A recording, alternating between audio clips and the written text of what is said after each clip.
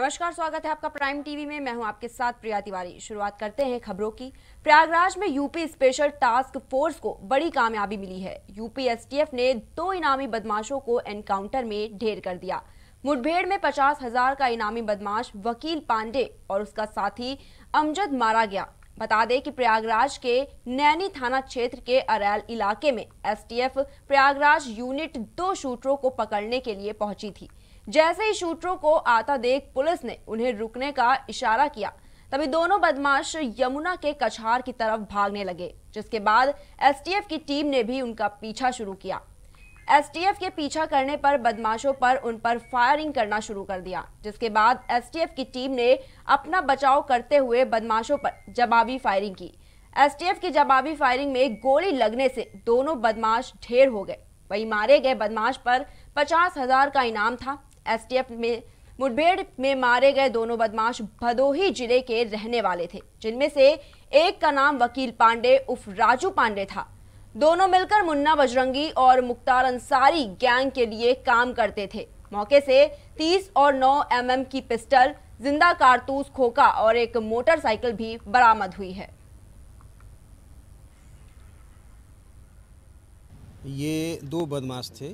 ये नैनी थाना क्षेत्र के अरैल के बगल में सोमेश्वरनाथ मंदिर से अरैल एरिया में जो कछार की तरफ रास्ता जा रही है, वहीं हम लोग सोमेश्वरनाथ मंदिर तिराहे पर चेकिंग लगाए हुए थे। सूचना थी कि ये बदमाश आने वाले हैं, लेकिन ये कछार की तरफ भागे। पीछा किया गया तो वहाँ दोनों तरफ फायरिंग होने लगी। उधर से जवाबी फायरिंग हुई, पकड़ने का प्रयास किया गया, गोली लगी, दोनों घायल हो गए। फिर लेकर अस्पताल आए हम लोग यहाँ, लेकिन यहाँ मृत्यु। तो आगरा से इस वक्त की बड़ी खबर सामने आ रही है। आगरा से इस वक्त की बड़ी खबर, ताजमहल के दोनों दरवाजों को खोला गया। बम की सूचना के बाद किया गया था बंद। बीडीएस सीआईएसएफ पुलिस ने 2 घंटे तक की चेकिंग। अज्ञात व्यक्ति ने 112 पर दी थी सूचना। एहतियातन पर्यटकों का प्रवेश रोका गया था। तो आगरा से इस वक्त की बड़ी खबर, ताजमहल के दोनों दरवाजों को खोला गया है। बम की सूचना के बाद किया गया था बंद। बीडीएस सीआईएसएफ पुलिस ने 2 घंटे तक चेकिंग की। वहीं अज्ञात व्यक्ति ने 112 पर सूचना दी थी। एहतियातन पर्यटकों का प्रवेश रोका गया था।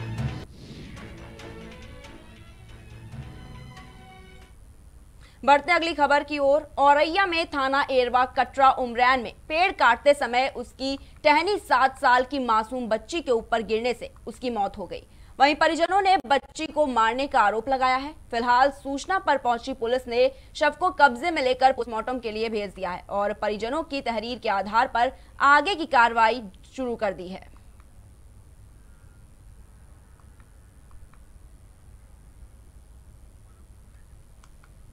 तो खबर औरैया से है, जहां टहनी गिरने से एक बच्ची की मौत हो गई है। परिजनों ने बच्ची को मारने का आरोप लगाया है, लेकिन सूचना पर पहुंची पुलिस ने शव को कब्जे में लेकर पोस्टमार्टम के लिए भेज दिया है और मामले की जांच शुरू कर दी है।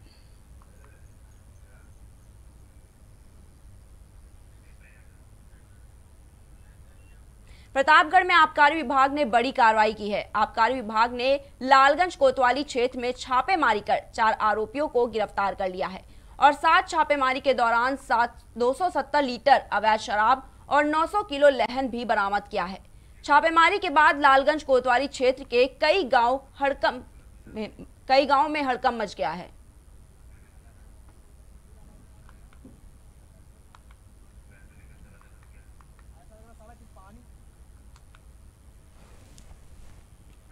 बता दें कि प्रतापगढ़ में आबकारी विभाग ने बड़ी कार्रवाई की है। छापेमारी करते हुए पुलिस ने 4 आरोपियों को गिरफ्तार किया है और इसके साथ ही छापेमारी के दौरान 270 लीटर अवैध शराब और 900 किलो लहन भी बरामद किया है।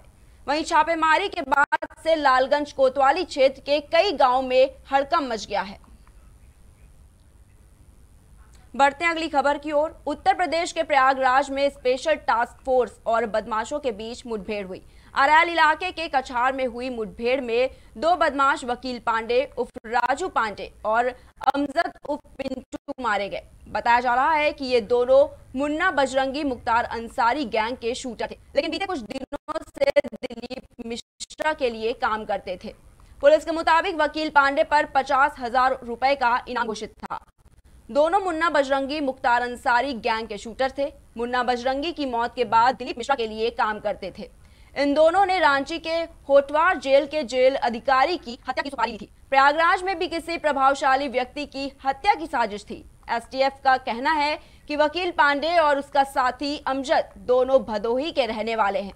वही एनकाउंटर के बाद पुलिस को मौके से 30 और 9 mm की पिस्टल, जिंदा कारतूस और खोखा के साथ एक मोटरसाइकिल बरामद हुई है।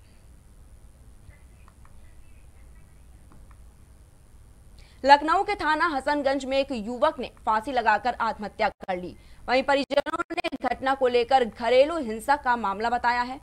मौके पर पहुंची पुलिस ने शव को कब्जे में लेकर पोस्टमार्टम के लिए भेज दिया है और पुलिस आगे की कार्रवाई में जुट गई है।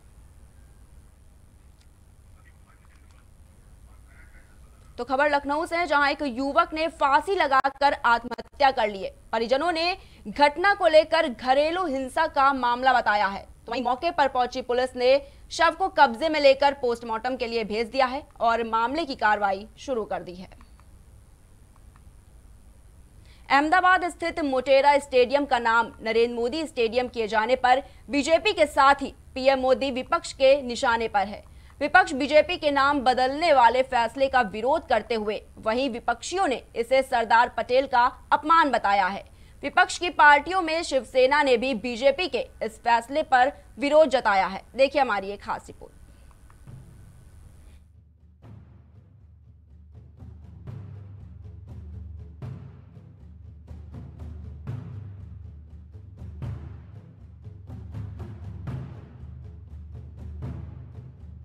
महाराष्ट्र के मुख्यमंत्री उद्धव ठाकरे ने अहमदाबाद स्थित मोटेरा स्टेडियम का नाम नरेंद्र मोदी किए जाने पर तंज कसा है। उन्होंने विधानसभा में कहा कि अब तो मुझे लगता है कि हम एक भी मैच नहीं हारेंगे क्योंकि स्टेडियम का नाम बदल दिया गया है। ठाकरे ने कहा, वीर सावरकर को लेकर बीजेपी बहुत प्रेम दिखा रही है। सावरकर को भारत रत्न दिए जाने के लिए 2 बार केंद्र सरकार को पत्र भेजा गया। मुझे बताइए क्यों नहीं दिया गया। उन्होंने आगे कहा कि सभी महापुरुषों को बीजेपी अपना बता रही है। सरदार वल्लभ भाई पटेल हो या सावरकर, उद्धव ठाकरे ने कहा, अब तो मुझे लगता है कि हम एक भी मैच नहीं हारेंगे क्योंकि स्टेडियम का नाम बदलकर नरेंद्र मोदी रख दिया गया है। हमने छत्रपति शिवाजी महाराज के नाम पर हवाई अड्डे का नाम रखा है, लेकिन उन्होंने सरदार पटेल स्टेडियम का नाम बदल दिया है। उन्होंने आगे कहा, हमें आपसे हिंदुत्व नहीं सीखना है। हम आपको विश्वास दिलाते हैं कि औरंगाबाद का नाम हम संभाजी नगर रखेंगे। बता दें कि 1988 में शिवसेना प्रमुख बाल ठाकरे ने एक रैली में औरंगाबाद का नाम संभाजी नगर किए जाने की मांग की थी। तभी से शिवसेना नाम बदलने की बात करती रही है। अब शिवसेना सत्ता में है और नाम बदलने पर विचार कर रही है। इस फैसले पर महाराष्ट्र सरकार में शामिल कांग्रेस ने विरोध किया है। उद्धव ठाकरे ने कहा कि सिर्फ भारत माता की जय बोलने से देश प्रेम साबित नहीं होता है। संघ मुक्त भारत की बात करने वाले नीतीश कुमार को आपको सिर पर बिठाना पड़ रहा है। ये आपका हिंदुत्व है।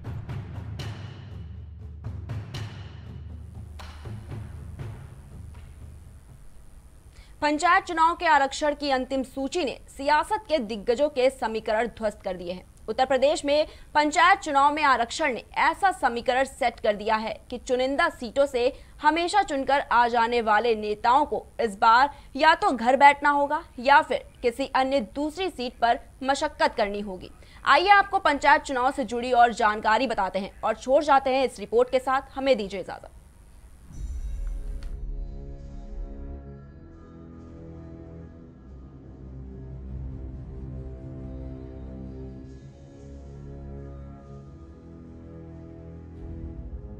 उत्तर प्रदेश के पंचायत चुनाव के लिए आरक्षण की सूची सभी जिलों में जारी कर दी गई है।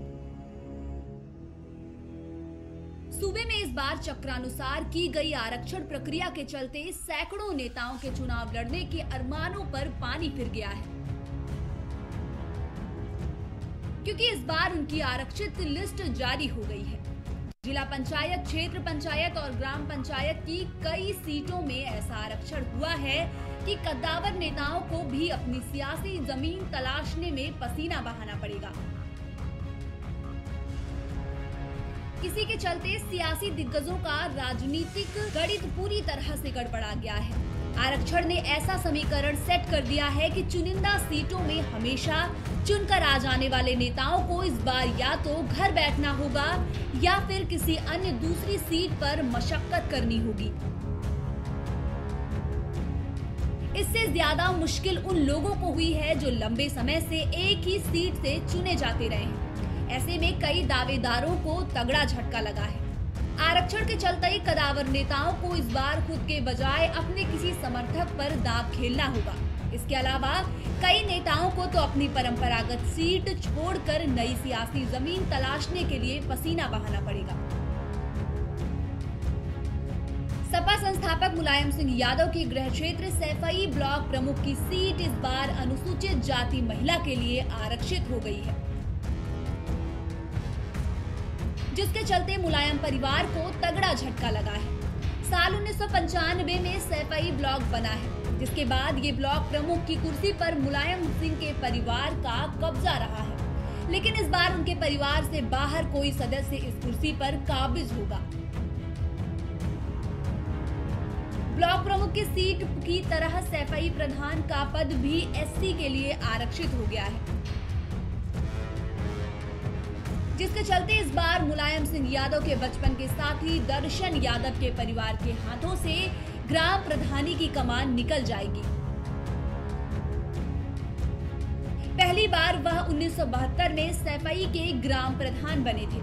तब से लेकर पिछले चुनाव तक यानी लगातार 48 साल तक वह प्रधान रहे। अक्टूबर 2020 में उनके निधन के बाद जिलाधिकारी ने उनके परिवार की बहू को प्रधान पद की जिम्मेदारी सौंप दी थी। हालांकि इस बार यह सीट मुलायम के परिवार के हाथ से निकल जाएगी। सूबे में ऐसे सभी लोग जो सीट के रिजर्व हो जाने से चुनाव से बाहर आ गए हैं, वे दूसरे विकल्प की तलाश में लग गए हैं।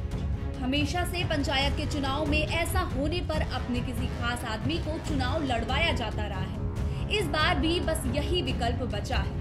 रिजर्व कोटे से आने वाला कोई व्यक्ति किसी भी कैटेगरी की सीट पर चुनाव लड़ सकता है, लेकिन सामान्य वर्ग का प्रत्याशी सिर्फ सामान्य सीट पर ही चुनाव लड़ सकता है।